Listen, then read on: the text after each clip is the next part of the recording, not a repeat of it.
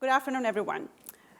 Imagine you wake up one day and you are diagnosed with a disease, and the doctor gives you some treatments, and now you as a patient need to pick one.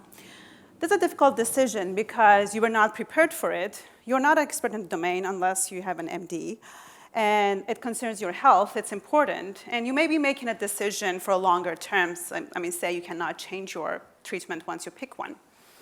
So this scenario happened to my mother. She had a severe accident in 2011, and she miraculously survived the internal bleeding and the crash in her respiratory system. But she was left with one damage, hearing-impaired ears.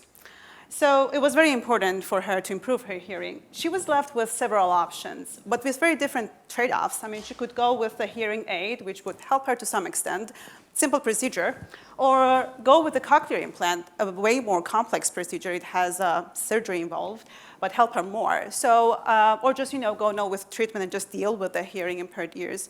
So how would she make that complex decision? So I might be able to help her. Being from engineering technology management, we have decision-making model methodologies that are designed for these complex scenarios. My proposal is to use hierarchical decision model to build a decision support tool for people like my mother to make the decision that is right for them.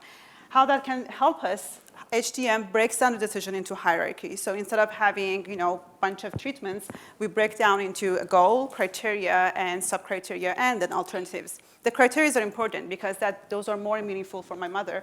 Instead of telling her, do you want bone conduction or go with a biotech, I can just tell her, hey, do you care about simplicity of the procedure, or do you want more relief with the tinnitus or the buzzing in the ear? That's a much more simpler judgment. And the HTM also uses pairwise comparison. So it means that at each moment, you're basically making a judgment between two options instead of among a bunch of alternatives.